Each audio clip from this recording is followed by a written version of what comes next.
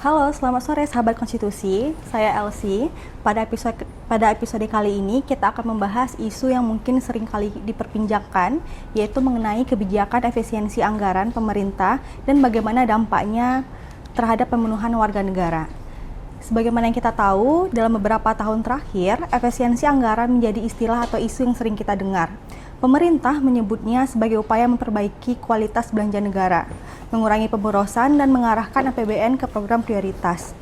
Namun, muncul pertanyaan di ruang publik, apakah efisiensi ini benar-benar hanya menyasar kepada pemborosan birokrasi atau ikut berdampak pada kualitas layanan publik? Karena pada dasarnya, APBN bukan hanya sekedar angka semata, tetapi berkaitan langsung dengan hak warga negara. Maka hari ini kita akan membahas isu tersebut bersama narasumber yang luar biasa. Sudah hadir bersama kita Bapak Tarmizi SHMA dari Forum Indonesia untuk Transportasi Anggaran. Selamat sore Bapak. Sore Bu. Di mana beliau merupakan Direktur dari Forum Indonesia untuk Transparansi Anggaran Provinsi Riau. Berpengalaman lebih dari 10 tahun di bidang riset dan advokasi kebijakan publik di Riau, serta terlibat dan aktif dalam program nasional, memimpin program optimalisasi dana bagi hasil migas, serta pengelola CSR untuk pengentasan kemiskinan daerah. Baik Bapak, Oke. Bagaimana kabarnya Pak? Sehat Alhamdulillah. Alhamdulillah. Sehat. Mungkin untuk membuka diskusi kita pada hari ini Pak, untuk awalnya, menurut pandangan Bapak, Pak, sebenarnya apa sih yang disebut dengan efisiensi anggaran itu, Pak? Apakah memang efisiensi anggaran ini selalu identik dengan pemangkasan belanja, Pak? Ya baik, terima kasih Mbak. Assalamualaikum warahmatullahi wabarakatuh. Selamat sore sahabat konstitusi dari Pusako Unan. Terima kasih kesempatannya untuk diskusi pada sesi ini. Jadi memang kebijakan efisiensi itu bermula ketika Presiden Prabowo mengeluarkan Impres 1 2025 tentang efisiensi belanja keuangan negara dan daerah. Nah, sehingga dengan kebijakan itu pemerintah pusat maupun pemerintah daerah itu perlu menyesuaikan belanjanya kembali pada tahun 2025 saat itu. Dan memang efisiensi kalau secara prinsip pengelolaan keuangan negara itu baik. Karena kan prinsip pengelolaan keuangan negara itu kan harus efisien dan efektif gitu kan.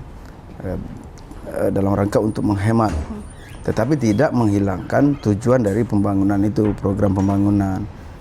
Jadi programnya dihemat, tetapi capaian dan output bahkan itu berdampak kepada masyarakat tetap tercapai. Nah, kondisi saat ini efisiensi yang dimaksud itu menjadi satu kebijakan yang menyalahi banyak aturan sebetulnya. Karena kan di atas daripada kebijakan pengelolaan keuangan negara itu kan ada namanya Undang-Undang Hubungan Keuangan Pusat dan Daerah, Undang-Undang HKPD 1 2025. Nah, aturan di bawahnya seperti Impres tadi seolah-olah itu menabrak daripada Undang-Undang HKPD. Bahkan Undang-Undang APBN 2025 bahkan 2026 ini juga menabrak daripada Undang-Undang HKPD tersebut, yang mana melakukan pemangkasan. Pemangkasan bukan berarti dia tuh mengefisiensi.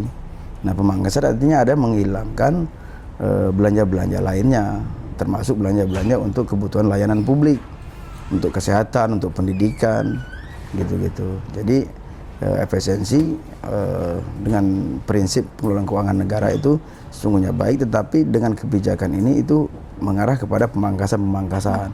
Bahkan sebagian hak pemerintah daerah itu kan terpangkas. Dan itu kan satu tadi menyalahi peraturan perundang-undangan di atasnya. Salah satunya adalah Undang-Undang HKPD yang ditabrak oleh Impres dan Undang-Undang APBN gitu. Nah, di satu sisi layanan publik juga terbatas. Misalnya pendidikan yang sebagaimana mandatori 20%, apakah sudah tercapai gitu.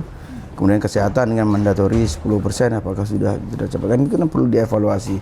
Dan pemangkasan itu, efisiensi itu menyebabkan ada terjadinya pemangkasan. Pemangkasan itu terjadi di semua sektor. Nah, ini yang yang kita sayangkan kebijakan ini justru salah dan menabrak beberapa kebijakan di atas. Itu sih Mbak. Baik, Pak. Kalau menurut Bapak pribadi secara tata kelola, apakah memang kebijakan ini sudah tepat Pak untuk pelaksanaannya Pak? Ya ini juga yang menjadi catatan kita ya, karena efisiensi yang berakibat pada pemangkasan belanja layanan publik, kemudian hak pemerintah daerah itu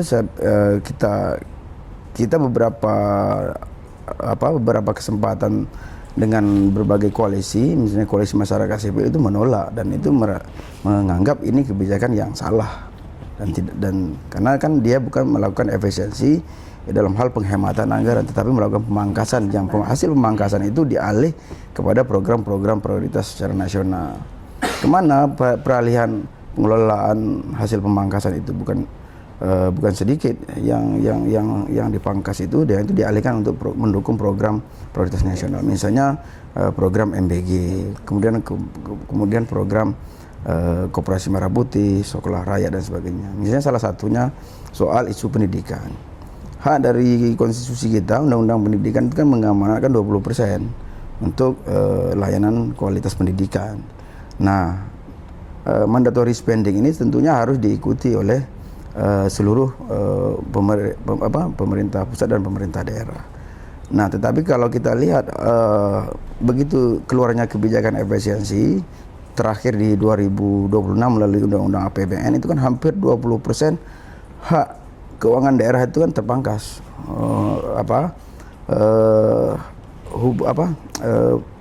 Dana transfer daerah gitu, dana TKD itu dana transfer keuangan daerah itu hampir 20% itu terpangkas. Yang itu dialihkan untuk mendukung program nasional. Misalnya kita lihat di alokasi dana pendidikan di Kementerian Pendidikan, dan yang itu paling sebagian besar itu kan dialokasikan untuk mendukung program makan bergizi gratis. Nah, kalau kita lihat dari substansi Undang-Undang Pendidikan, sebetulnya Undang-Undang Sisdiknas itu 20% itu adalah layanan untuk kualitas dan mutu pendidikan. Jadi apakah MBG ini adalah bagian daripada untuk mendukung mutu dan kualitas pendidikan? Kan tidak masuk di dalam narasi Undang-Undang Undang-Undang Sisdiknas itu. Artinya kan memang secara ketentuan perundangan ini salah.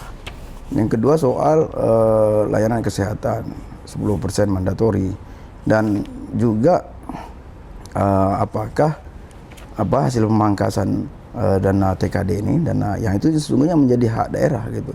Misalnya dana bagi hasil itu misalnya dari sumber daya alam itu sebetulnya dengan pendekatan Undang-Undang Perimbangan Keuangan Pusat dan Daerah termasuk Undang-Undang KPD tadi sesungguhnya itu nggak bisa dipangkas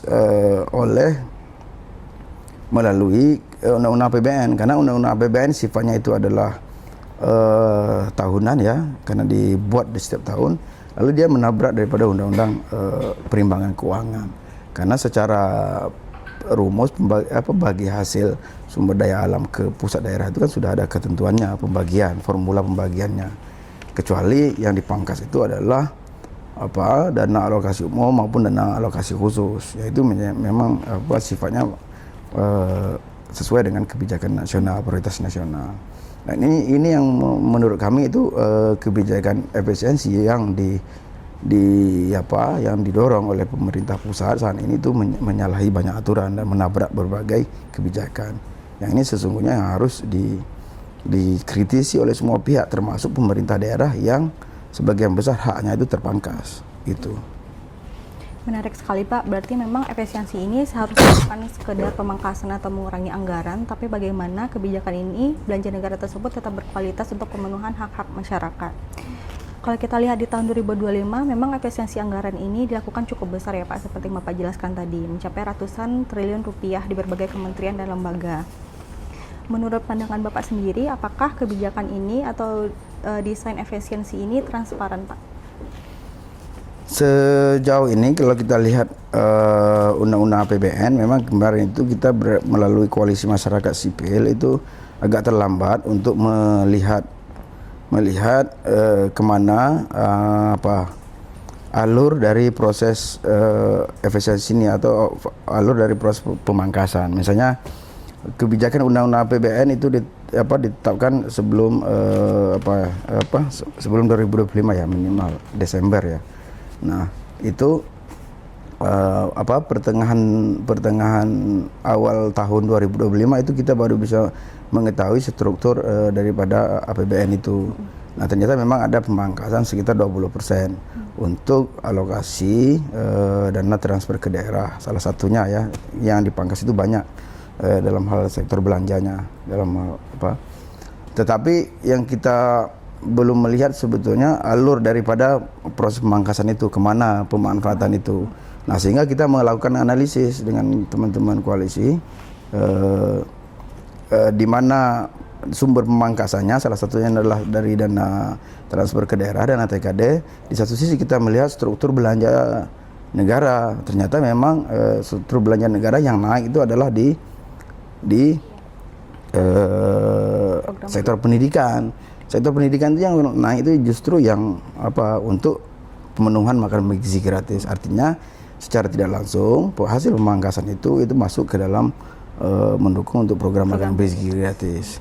Nah, secara transparan ini yang perlu didorong untuk lebih akuntabel bagaimana pengelolaan itu ke depan gitu. Nah, kalau kita melihat kualitas MBG saat ini kan cukup parah gitu. Ya, banyak masalah-masalah yang terjadi, justru tidak dibutuhkan banyak sekolah ternyata kualitas daripada MBG itu. Nah, artinya kan ini yang harus dibuka kepada publik, kira-kira standar gizi, kemudian standar harga dan sebagainya, bisnis proses dalam MBG itu seperti apa. Dan kan kita tak mengetahui. Kalau kita lihat di banyak daerah ya, faktanya justru pengelola MBG ini justru ya memang dari lingkaran-lingkaran pemerintah itu sendiri. Nah, itu kan artinya kan termasuk juga penyediaan bahan baku. Nah, kalau dengan pendekatan penguatan ekonomi kerakyatan, tentu bahan baku atau sumber-sumber yang untuk dikelola untuk pemenuhan makan bergizi gratis ini kan yang bersumber dari masyarakat setempat gitu. Itu satu contoh. Yang kedua soal program nasional untuk Koperasi Merah Putih juga demikian. Jadi alokasi salah satu pemenuhan alokasi anggaran untuk pembangunan Koperasi Merah Putih juga melalui dana desa yang melalui skema APBN, dan ini juga memangkas hak desa sebetulnya. Jadi kalau dulu dengan wacana 1 desa 1 miliar, justru dengan adanya afirmasi untuk pembangunan Koperasi Merah Putih, artinya kan hak desa juga terpangkas, pembangunan desa menjadi terhenti, karena apalagi desa kita ya seluruh Indonesia ini justru sangat terbatas terkait dengan infrastruktur, kemudian layanan sosial dan ekonominya masih sangat terbatas. Dengan pemangkasan ini justru menjadi hak desa itu menjadi hilang. Belum lagi bagaimana skema pengelolaan ke depan koperasi itu, pertanggungjawabannya, kemudian skema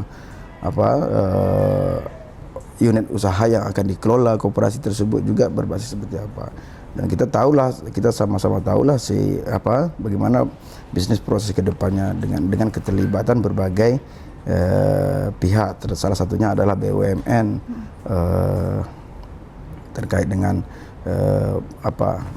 penyediaan unit usaha Koperasi Merah Putih ini. Nah, ini kan program-program nasional yang itu sesungguhnya tidak selaras dengan daerah sendiri. Nah, artinya nampaknya saat ini termasuk kebijakan fiskal yang dikembangkan, yang dibuat oleh kebijakan oleh pemerintah pusat, itu seakan-akan menunjukkan ada semacam sentralistik oleh pemerintah pusat. Jadi apa yang dibuat, apa yang ditetapkan di pemerintah pusat itu secara instruksi atau secara mandatori itu harus diikuti oleh pemerintah daerah. Dan sementara pemerintah daerah dengan konsep pemerintahan kita yang menganut asas desentralisasi, justru hilang nih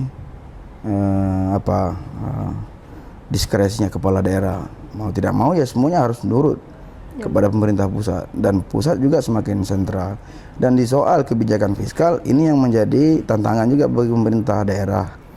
Di satu sisi pemerintah pusat itu cukup kuat dengan sentralistik fiskalnya, semua keuangan itu diatur, termasuk skema kalau sekarang itu penghasilan desa gitu, penghasilan perangkat desa itu kan seharusnya itu masuk melalui skema dana bagi hasil yang diambil 10% dana bagi hasil sumber daya alam, salah satunya DBH DAU ya, dana bagi hasil, dan dana alokasi umum itu kan 10% untuk adalah bagian desa. Ini juga menjadi tantangan ke depan, itu langsung langsung dibayarkan oleh pusat kepada rekening kas desa. Nah, artinya kan semakin sentral ini peran pusat dalam hal pengelolaan keuangan atau fiskalnya. Di satu sisi kewenangan enggak gitu. Di satu sisi pemerintah daerah masih dibebankan dengan kewenangan pemerintah daerah. Nah, bagaimana pemerintah daerah mau melaksanakan upaya pembangunan sementara haknya dalam kebijakan fiskal yang diatur oleh pusat. Ini yang menjadi tantangan ke depan. Kalau misalkan kita kaitkan dengan konstitusi, Pak, di mana negara itu kan wajib menjamin pemenuhan hak masyarakat seperti pendidikan, kesehatan, dan juga kesejahteraan. Menurut Bapak, bagaimana Bapak melihat hubungan antara efisiensi anggaran ini dengan pemenuhan hak warga negara tadi, Pak? Sedangkan tadi dana efisiensi itu juga diprioritaskan untuk kebijakan, untuk program-program yang prioritas seperti MBG dan Kopdes yang tidak optimal. Apakah menurut Bapak ada resiko hak warga negara itu akan menjadi tidak optimal atau tidak terpenuhi akibat dari efisiensi ini, Pak? Ya pasti akan terjadi seperti itu, dampak dari kebijakan efisiensi ini. Karena salah satu kebutuhan atau prioritas pembangunan di tingkat daerah dan di desa itu kan menjadi terbatas. Tadi yang saya katakan, di satu sisi kewenangan pemerintah daerah itu masih tetap dilimpahkan, asas desentralisasi tadi. Di satu sisi hak penguasaan keuangan itu, fiskal itu diatur oleh pusat sangat sentral. Jadi daerah otomatis nggak akan bisa bergerak berbuat banyak dalam hal untuk pemenuhan kebutuhan layanan publik. Karena dikontrol oleh pusat. Artinya kan pemerintah daerah ini kan ngikut aja nih apa yang diinstruksikan, apa yang dimandatorikan oleh kebijakan pusat itu diikuti. Nah, makanya hilang sebetulnya semangat desentralisasi sebagaimana konstitusi kita asas pemerintahan kita menganut asas desentralisasi tadi. Yang mana daerah itu dilimpahkan dengan kewenangan dan juga diberikan dengan hak keuangannya. Nah, saat ini kan enggak. Keuangannya dikontrol, sementara kewenangan dilimpahkan. Gimana mau pemerintah daerah mau berkreasi, mau melakukan upaya pembangunan? Karena kan tidak semua daerah itu kan sama karakternya, pasti beda-beda kebutuhan dan karakter dan juga kearifan lokal kan, local wisdom di tingkat daerah masing-masing. Yang disitulah peran pemerintah daerah dalam hal mengelola. Dan memang agak di awal terjadinya kebijakan pemangkasan, kalau saya sebut itu bukan efisiensi, Pak, tapi pemangkasan itu kan beda sekali dengan efisiensi. Tadi kalau efisiensinya itu tujuannya memang baik dalam hal untuk mengefisiensikan, menghemat belanja, tapi kalau pemangkasan itu kan memang ada yang dihilangkan hak-hak di pemerintah daerah. Bahkan di awal kebijakan pemangkasan dana TKD tadi, dana transfer keuangan daerah itu kan banyak kepala daerah yang langsung geruduk ke Menq pada saat itu kan, gubernurnya ngomong langsung rapat mendadak lah gitu dengan Kementerian Keuangan untuk menanyakan sebetulnya landasan atau kebijakan yang melatar belakangi ini. Lagi-lagi argumentasi atau pernyataan pemerintah pusat itu, iya, ini dana ini dilakukan pemangkasan di kementerian terkait. Tetapi hasil pemangkasan itu dikelola oleh lembaga kementerian dan lembaga lainnya, yang itu bisa diakses pemerintah pusat, yang itu bisa diakses pemerintah daerah. Misalnya hasil pemangkasannya ini kalau kita hitung itu kan sekitar targetnya itu sekitar 335 triliun kan. Nah, 335 triliun hasil pemangkasan itu tersebar ke kementerian lembaga. Dan pemerintah daerah bisa mengakses itu. Artinya kan kebalik lagi nih. Logikanya kebalik. Artinya kan yang mana dana TKD itu yang dipangkas itu adalah hak, tadi yang saya sampaikan adalah hak daerah yang itu diatur dengan perundang-undangan, dengan undang-undang KPD, undang-undang perimbangan keuangan. Tapi dipangkas dan itu uangnya ditaruh di kementerian lembaga terkait. Dan pemerintah daerah diminta mengakses. Dan artinya kan akan kerja dua kali nih pemerintah daerahnya. Dia harus ngelobi kementerian terkait, misalnya dananya dititip di kementerian PU. Oh, daerah butuh pembangunan jalan yang skala nasional atau skala provinsi, sehingga pemerintah daerahnya harus lobby nih. Nah kalau lobby maka politisasi anggaran itu kan akan tinggi sekali, gitu loh. Jadi tidak akan merata sebaran alokasinya. Begitu juga di pendidikan. Jadi misalnya kami di Riau juga melihat ya, misalnya untuk pemenuhan pendidikan dalam hal beasiswa, ya ini kementerian bisa memfasilitasi untuk mengakses beasiswa ke kementerian. Artinya kan kerja kebalik kan logikanya. Itu sudah menjadi hak daerah, tetapi daerah juga harus melakukan lobby politik untuk mendapatkan alokasi anggaran. Ini kan dalam hal sistem pemerintahan itu sebetulnya salah gitu, tidak sesuai dengan aturan yang berlaku. Seharusnya itu sudah menjadi hak, dan dengan asas desentralisasi daerah bisa melakukan pembangunan daerahnya sendiri dengan kebutuhannya masing-masing. Itu apa yang kami lihat sih, Mbak. Jadi jatuhnya justrunya kebijakan efisiensi itu akibatnya malah tidak efisien. Tidak efisien, gitu. Ya, tidak efektif. Tidak gitu. efektif jadinya ya Pak. Menurut pandangan Bapak, jika Bapak lihat untuk pelaksanaannya, jika memang efisiensi ini memang bertujuan untuk mengefisiensikan anggaran pemerintah untuk hal-hal yang lebih prioritas, menurut pandangan Bapak sendiri, bagaimana sih Pak indikator dari keberhasilan kebijakan efisiensi ini sebenarnya Pak? Iya, sebagai bagaimana prinsip pengelolaan pemerintahan yang baik itu, good governance itu kan transparan, akuntabel, dan partisipatif ya. Nah, yang pertama itu memang kita bisa melihat sebetulnya kebijakan ini dibuat dengan landasan apa dalam rangka untuk mendukung mencapai arah pembangunan yang mana kan gitu tuh. Dan memang kemudian juga terkait dengan secara akuntabel itu dapat dipertanggungjawabkan. Nah kalau sekarang ini kita melihat memang pengelolaan itu belum nampak secara transparan dalam hal kualitas kebijakan keuangan negaranya. Misalnya termasuk tadi begitu kebijakan efisiensi ini dibuat, kemudian ditetapkan, diberlakukan melalui Undang-Undang APBN 2025-2026. Nah itu kan hasil dari pemangkasan ini kan belum secara gamblang itu dialihkan untuk mana, ditaruh kemana. Ya, di satu sisi pemerintah pusat juga memperbesar kementerian kelembagaan, termasuk badan-badan yang banyak yang baru, termasuk Danantara, kemudian Agrinas, yang kemudian lembaga-lembaga lainnya yang itu juga membutuhkan sumber daya anggaran yang besar. Nah kan kita kan perlu menilai, jadi hasil pemangkasan anggaran ini dialihkan kemana kan gitu, itu kan belum terlihat cukup jelas, sehingga kita masyarakat sipil juga perlu melakukan analisa tadi gitu. Ternyata di terjadinya pemangkasan di sektor TKD justru terjadi kenaikan di belanja sektor pendidikan, salah satunya MBG gitu. Untuk mendukung MBG, untuk mendukung koperasi merah putih dan sebagainya, arah program nasional.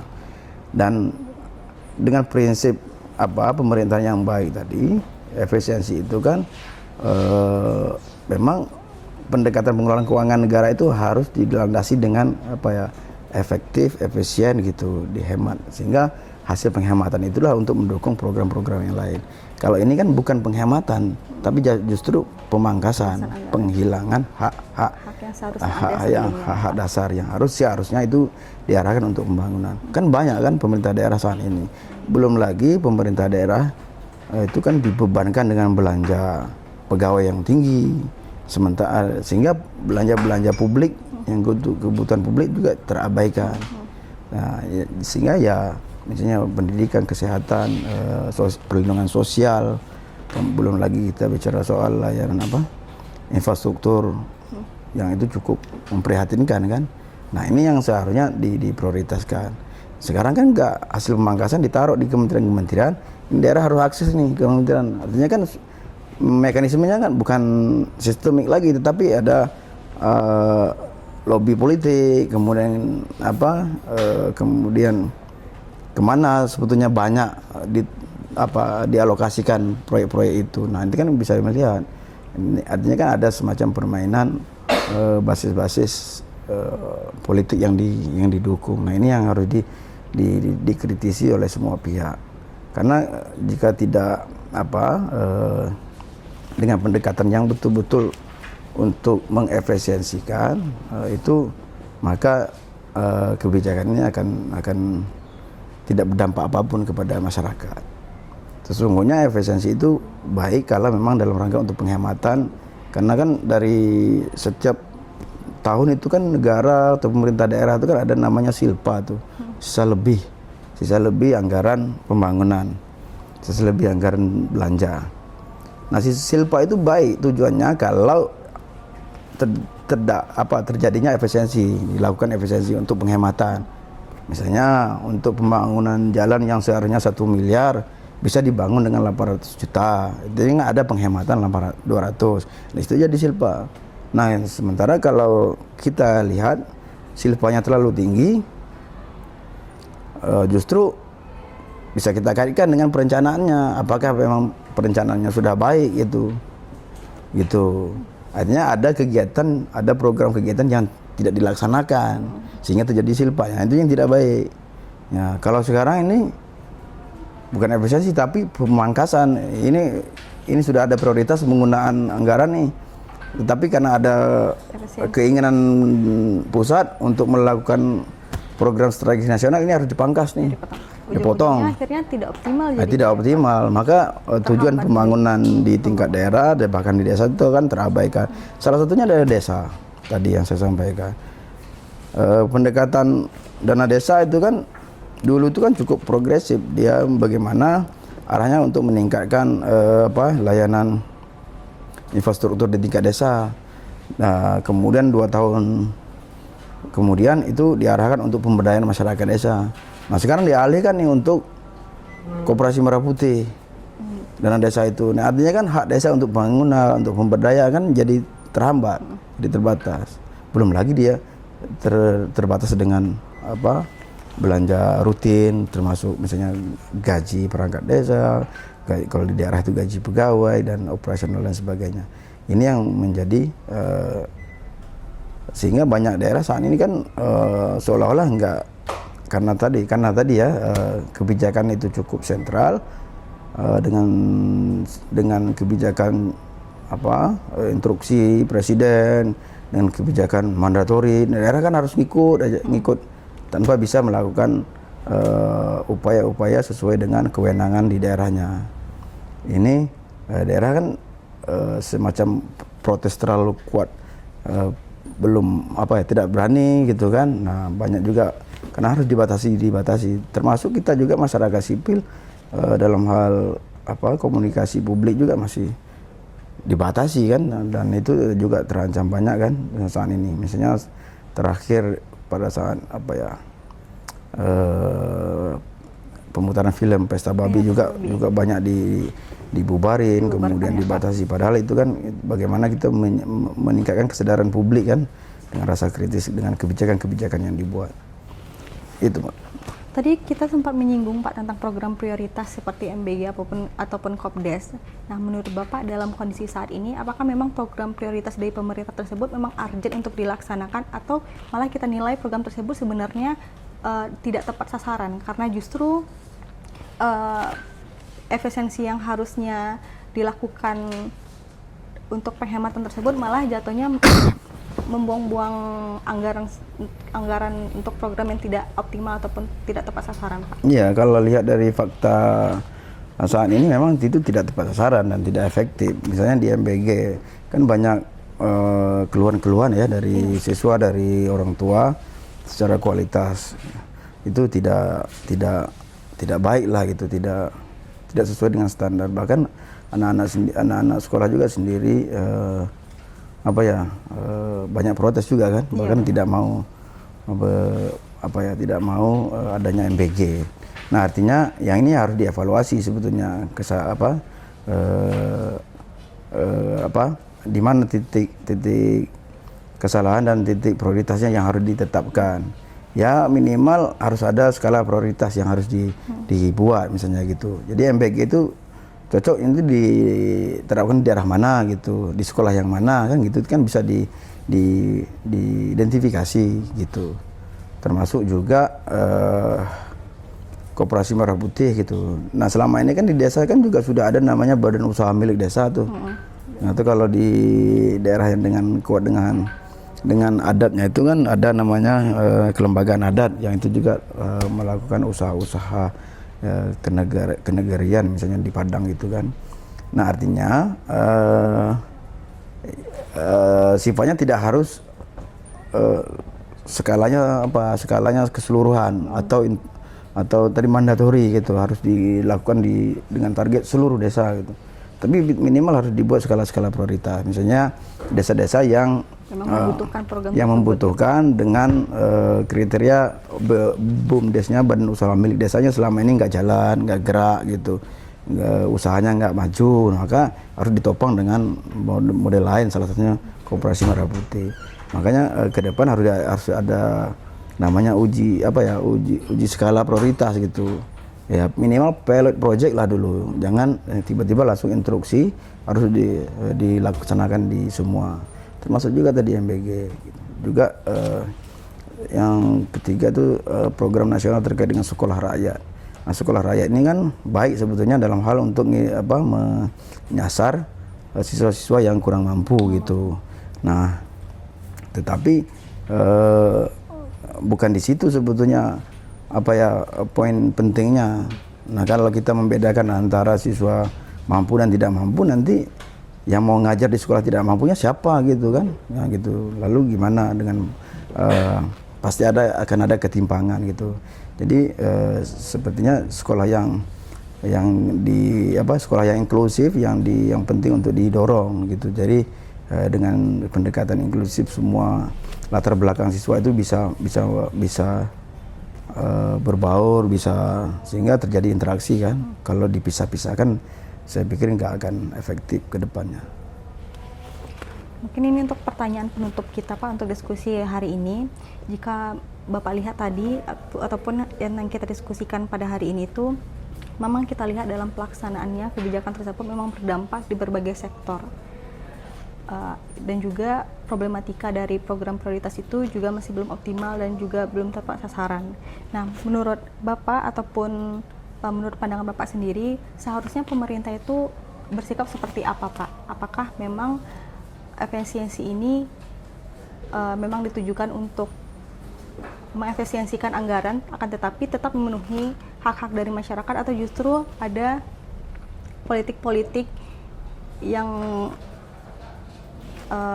politik-politik di belakang dari kebijakan tersebut, Pak? Iya, iya. Saya yang paling penting di ke depan itu kunci daripada pembangunan itu, pendekatan pembangunan itu kan yang paling baik itu adalah dengan skema bottom up dari bawah ke atas. Jadi meskipun juga butuh kebijakan yang itu sifatnya top down dari atas ke bawah.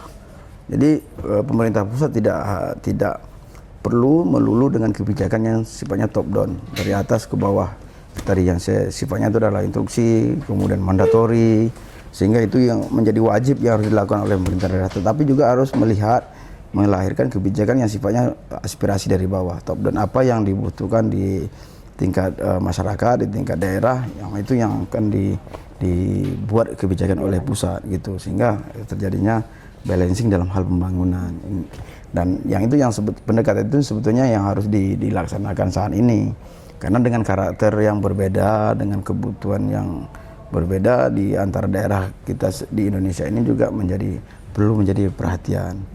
Karena tidak semua juga daerah itu bisa ditanami sawit, tidak semua daerah juga bisa ditanami jagung, tidak bisa juga semua daerah itu ditanami tebu yang sebagaimana sekarang ini menjadi prioritas nasional ya, dengan pendekatan kebijakan swasembada pangan dan swasembada energi katanya gitu kan. Nah ini kan yang harus diperhatikan. Jadi kalau sifatnya masih melulu dengan pendekatan top down, maka kebijakan itu kan akan gagal kan. Banyak kan contoh yang sudah gagal. Misalnya dulu waktu waktu presiden kita sebelumnya Pak Jokowi pada saat itu mencanangkan program ketahanan pangan dengan nanam ubi di Kalimantan, gagal ternyata. Nah sekarang juga pada saat itu Pak Prabowo masih menjadi Menhannya.